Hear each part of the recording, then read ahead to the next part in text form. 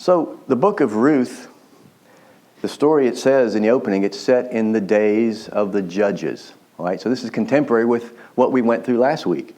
As you remember from last week, the backdrop would be, in those days there was no king in Israel, and everyone did what was right in his own eyes. So that's kind of what we're coming into here. The widely held belief is that Solomon wrote Ruth after David's death, his father's death. We don't know for sure. Some commentators believe that, and historians, that Samuel is the author, since Judges and Ruth may have been one book at one time together. So we're not really sure who wrote the book of Ruth. But however, most likely it was written during the time of David, because it could have been written before David, because he's mentioned in the genealogy at the end. So we know it was at least, which his reign was from about 1000 BC to 970, 1010 to 970 BC. So it had to be written sometime after that. As we discussed, during the time of the judges, there's basically political anarchy going on. All right? There's no central authority in Israel, and there was no longer, God's word was not primary anymore. People were kind of doing their own thing, and they did what they wanted to do. And most people were trusting in themselves, and they were trusting in their desires rather than on the promises of God and his covenants. All right? So that's the backdrop this takes place in. So chapter 1 opens with a famine in the land. When there's a famine, it's usually a sign of God's displeasure, and it's a judgment against the people. We learn of a man from Bethlehem named Elimelech, his wife Naomi, and they have two sons, Mahlon and Chilion. And it's interesting to note that Bethlehem, as you probably remember, means house of bread or house of food, but at this point, Bethlehem is empty of food. There is no food there. So that tells us something right there. And keeping with the theme of the Judges, Elimelech makes a decision to travel to Moab, a land of pagans, rather than trusting in God to provide. He ends up dying in Moab. And consequently, his two sons take wives from the Moabites. All right? That went against what Moses had told them in Deuteronomy 7, not to take wives from the foreign tribes, from the foreign people. And so both of those sons end up dying in Moab. Okay? But throughout this, we learn one thing. God is sovereign. He's sovereign over all things. And even in the circumstances that we see, the book of Ruth shows the beautiful story of God's hesed, his everlasting love, his redemptive love, his faithful love. And it ends up, the plan of redemption is intact at the end. And it's a beautiful story. So I know everybody's probably read through Ruth. But we're going to do like a brief outline through the chapters, because there's 4 chapters. And so it'll be easy to outline it. And chapter 4 has 2 parts we'll look at. And then we'll go through and look at some of the major themes. And that will help us. So in chapter 1, we would call that Naomi is emptied. She's emptied. All right? She's in Bethlehem, the tribe of Judah. They go to a foreign land. She loses her husband. She loses her sons. Ruth's promise to her. Ruth, the other daughter-in-law, Orpah, stays in Moab. Ruth clings to Naomi, and she's not going to leave her alone. She goes, my God will be your God. Your God will be my God, and your people will be my people. Very eloquent statement that she makes there. And then, as far as Naomi is emptied, we see Naomi actually means pleasant. And she comes back from Moab to Bethlehem, and she says, don't call me Naomi, call me Mara, which means bitter.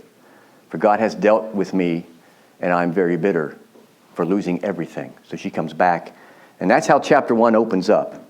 We're in Ruth. So, and in chapter 2, we would say Ruth gleans in the fields of Boaz. So, something on the bright side comes up here. Ruth goes out to glean in the barley fields. She's trying to get some sustenance for the family. It's just her and her mother-in-law. And so she asks permission to go out. She goes in the field. And as God would have it, she finds herself in the field of a man named Boaz. And Boaz, we'll learn, is a close relative, known as a Kinsman Redeemer. We see that used in Scripture. We'll talk about that in a little bit. And the neat thing about this is, the underlying story here is that Boaz has his eye on Ruth, and Ruth has her eye on Boaz. Okay, there's an underlying romance there that comes out in the story. It's really neat how this transpires. And so Naomi reveals to Ruth the identity of this man when she comes back the first day. Chapter 3 then, Ruth visits Boaz at a threshing floor. And this is Naomi's plan. Naomi's plan, and Ruth is going to follow it to the T. Boaz discovers in the middle of the night Ruth at his feet. We'll talk about that in a little bit, what this means. And then Naomi has faith that Boaz will settle the matter today. So there's a matter of redeeming property, redeeming family, etc. We'll go into that. But that's chapter 3. And in chapter 4 is 2 parts. Boaz redeems Ruth, verses 1 to 12. The closest redeemer, the one who was in line to do this, he backs out for a reason we'll look here shortly. And then Ruth and Boaz end up being married. And there are many witnesses there to this because it was a public event that occurred. And then it ends with, we started out, remember, Naomi is emptied. Now Naomi is filled. What's happened? The end of chapter 4. Ruth and Boaz's sons welcomed by Naomi. It's quite a blessing for them. And then the genealogy we see at the end goes from Perez, who was the son of Tamar and Judah, that relationship. And we find ourselves looking all the way to King David, and then even looking beyond to one who would come in the future. So, main theme of Ruth, I got 5 of them here I want to talk about. This will cover most of our time. So you want to keep these things in mind as we look at this. One of the main themes here is, the first thing I had was God fills people who find themselves empty. God fills people who find themselves empty. Say, Naomi's in a desperate situation. She's in a foreign country. She's got no husband. She's got no son. She's got no sense of security. She's got no means of income. And she's desperate. All she has are her daughters-in-law. And one of them leaves and goes back, and then Ruth clings to her. But she ends up being filled, right, by Ruth's devotion, by Boaz's redemption, and then by this baby who's born, named Obed. And so she goes from empty to full again as she glories in the Lord. Number 2 would be the cost of disobedience, an underlying theme, the cost of disobedience.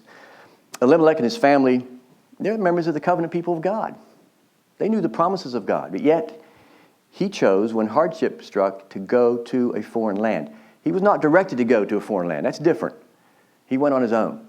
And they went and went into the country that sometimes were okay, and a lot of times they were enemies of Israel. We remember last week we talked about Eglon, the big fat king, who was Moabite. And so there were times that they were enemies of the Israelites. But they put themselves under the authority of the Moabite leaders. And as I said earlier, the 2 sons married foreign women. And so we got some trouble brewing here because of their disobedience. What results? Poverty, death, widowhood. That's the result of their disobedience. All right? Everybody see that? That's what happened. So, number 3 theme, we look at faithful living. Boaz and Ruth are people of integrity, of honor. They live the right way. And they're good people to look at, one being an Israelite, one being a Moabite. But they reflect their faith as followers of the Lord. Right? It's important to see. And then number 4, very important, is God's sovereignty. God in control of all these events. His providence can be seen throughout the story. Even in the midst of sin and disobedience, we see God's sovereignty. Despite the family move to Moab, the book highlights, this is something as an underlying theme, the book highlights God's unconditional election of Ruth as a believer. She didn't do anything other than being faithful. And she becomes a believer. We see her later on in the genealogy of Christ. His tender mercy guided Ruth to the fields of Boaz. That wasn't by accident that she ended up in his field. One commentator wrote this. He explained how the story of Ruth and the grafting in the Gentiles in the people of God. Okay, that grafting in, we'll talk about that, because that's mentioned in the book of Romans, chapter 11. And it said, as we look at this, Ruth left her people, clung to Naomi, and became followers of the God of Israel. The same way that Abraham was called to leave his land and go to a place that God would show him. And so he ends up being, the great man of faith. All right, so we see some parallels there. So in his letter to the Romans, Paul uses language of grafting in wild olive shoots onto the native olive branch. Now, I've not done any grafting in my career, but mainly it was done with fruit trees. And the reason they would graft in would be Number one, if you have a shoot and you graft it in, you don't have to worry about planting it and taking years for it to produce fruit. It begins to produce fruit a lot quicker because it's in getting nourishment from the native tree. That's one of the main reasons it was done. And that used to be done a lot with olive trees. And in the Old Testament, we see it in both Jeremiah 11, Hosea 14, Israel's described as the olive tree. All right? The olive tree. And Paul was stating to the Christians in Rome in chapters 11 of Rome, the Romans, that they've been grafted in as a wild olive shoot, meaning that the kindness of God, they're now sharing in the root of the tree. Now think about that for a second. John Calvin wrote that this should lead to humility and praise to God and not pride. So what Paul is saying, I think I've got it here briefly. The language that he uses. Again, we're looking at the fact that these people, such as Ruth, have been grafted in, and thus as Gentiles, we too are brought in. And this is what Paul writes, chapter 11 of Romans, beginning of verse 17. He says, if some of the branches were broken off, and you, although a wild olive shoot, were grafted in among the others, and now share in the nourishing root of the olive tree, do not be arrogant toward the branches. If you are, remember, it is not you who support the root, but the root that supports you. Then you will say, branches were broken off so that I might be grafted in. That is true. They were broken off because of their unbelief, but you stand fast through faith. So do not become proud, but fear. For if God did not spare the natural branches, neither will he spare you. Note the kindness and severity of God. Severity toward those who have fallen, but God's kindness to you, provided you continue in his kindness. You too, otherwise you might be cut off. Okay? So he's showing the kindness of God in grafting in the Gentiles into the root of the olive tree. That's important here as we see that. Another thing in chapter 3, as we look at God's sovereignty, there's some issue about, in chapter 3, what Ruth does. Some people have questioned her morality in doing this, and going down at nighttime and lying down at his feet. And so I wanted to go over that a little bit, to pause and look at the story. I've had some people ask me about that. That's a little bit shady, isn't it? What kind of woman was this? But we think about people in a desperate situation, and we look at it from different aspects. First of all, Naomi's desire is for Ruth to have a husband. All right? She had clung to Naomi. She came back and she wanted her to have a husband. And there's more than one reason for that. The property, to carry on the family name and to redeem the property that they had and keep that the state of Elimelech alive. And also that she would find love in her life. All right? And since Boaz is a close relative, he may be the one to save her family and their land and provide her with children to carry on the family name. And this comes from, we'll look at a little bit, Leviticus 25 and in Deuteronomy 25. And also keep in mind, Boaz has a desire for Ruth. All right? He wants to have Ruth as his wife as well. He's watching her. He's taking care of her. And that's kind of one of those themes underlying, that God's providence, she ends up there, and he's taking care of her as the nearest relative to Naomi and Elimelech. All right, this controversial part. She's told to go lie at his feet in the middle of the night. Don't let anybody see you. And you sneak down there to the threshing floor. They would thresh the wheat, or the barley, I think in this case.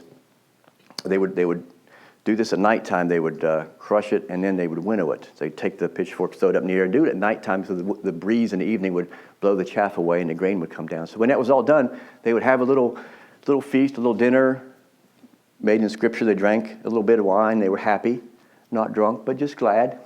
And so he went and he lay down for the night, and she found out where he was, and she shows up at his feet. And by lying at his feet and uncovering his feet, Ruth is asking Boaz to marry her and redeem her. That's the point here. He uses language like, she says, to spread your wings over me, is a reference back to chapter 2. That's where Boaz prays Ruth and says, may a full reward be given you by the Lord, under whose wings you come to take refuge. Okay? So he is saying, I will take care of this. But he tells her there's one closer than me in this transaction. But if he won't do it, I definitely will. Okay? If you want more on this, I'm not going to go into it right now, but if you go to Ezekiel 16, there's some language that talks about this a little more is when God found the nation of Israel. It's like a child who was born and tossed out in the field, covered with blood and not been nurtured, not been fed, and God takes that baby, and you can read that in Ezekiel 16. It's more the same language it's used here as we look at this part that goes into now the last thing, redemption. Okay, so redemption. The biblical concept of redemption is what forms the underlying theme here. This is what this is all about. It's showing us God's kindness, His hesed to His people. And so, first of all, look at the concept of Kinsman Redeemer, the next of kin. What is that? This is language that comes from Leviticus 25 and Deuteronomy 25. All right? So Leviticus 25 in the law, the book of law, refers to the redemption of property by the closest relative of someone who had gotten in hard times, where they had a huge debt they couldn't pay, or they had a death in the family like this. Then the next of kin who had the means to buy the property was to come in and purchase that property, hold it for them, and then there's this thing called the Year of Jubilee, which is complicated to get into, but every 50th year the land would go back to the original owners. And that way the person in hard time like Naomi would not lose her property. Okay, so this is one thing that Boaz is looking at. The other thing that's shown up here is in Deuteronomy 25. So Leviticus 25, Deuteronomy 25 talks about the levirate marriage. All right?